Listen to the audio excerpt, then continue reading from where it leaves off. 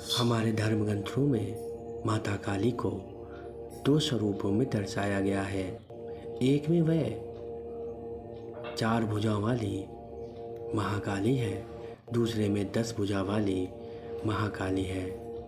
अर्थात दोनों देवियाँ अत्यंत ही शक्तिशाली स्वरूप में हैं। दोनों स्वरूप की अलग अलग मान्यता है। माँ काली का जो चतुर्भुज रूप है उसमें माँ शांत है। इस रूप में माता ने शत्रुओं का संहार किया था। यह रूप में माता की आंखें लाल हैं जो उनके क्रोध को दर्शाती हैं। उनके बाल बिखरे हुए हैं, उनकी जीभ बाहर है, गले में मुंडमाला है और चीते के चर्म की साड़ी वह धारण किए हुए हैं। चारों हाथों में त्रिशूल, तलवार, सर अर्थात मुंड और खप्पर लिए हुए हैं। 10 भुजा धारण किए हुए महाकाली का जो स्वरूप है वह अत्यंत ही विकराल है। वह 10 पैरों, 10 हाथों, 10 मुंह से युक्त है।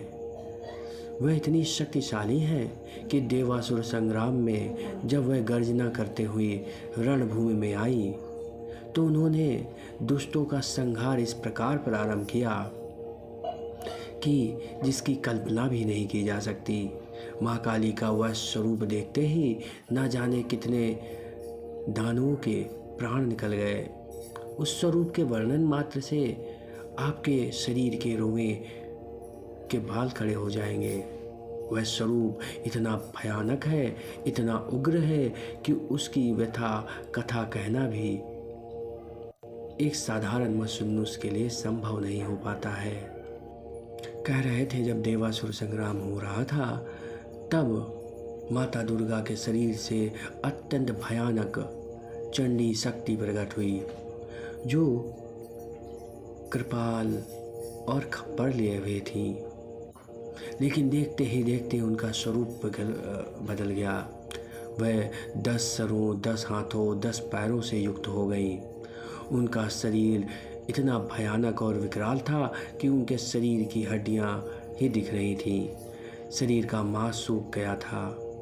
वह अपने बड़े बड़े हाथों से बड़े बड़े दानवों को उठाकर मुंह में डाल रही थी और उन्हें रोष में भर के कच्चा ही चबा जाती थी। यदि कोई दानव हाथी पर चढ़कर उनसे वार करने यानी लड़ने आता तो वह हाथी समेत उसको मुख में डाल लेती और रोष में चबा जाती। न जाने कितने दानवों की उन्होंने मात्र अपने पैरों से कुचल कर मार डाला। कितने दानवों को वो खा गईं, कितने अस्त्र चक्र वह काली निगल गईं। उनका स्वरूप इतना विकराल, इतना भयानक था कि उनकी गर्जना मात्र से कितने दानवों के प्राण पखोड़े उड़ गए। जब वह प्रकट हुई तो भी वह भयानक गर्जना कर रही थी। उनकी गर्जना इतनी भयानक थी जिससे 10 लोग थर्राने लगे थे और वह स्वरूप इतना भयानक था कि दैत्यों की आधी सेना भाग गई। जो बच गए वह मारे गए।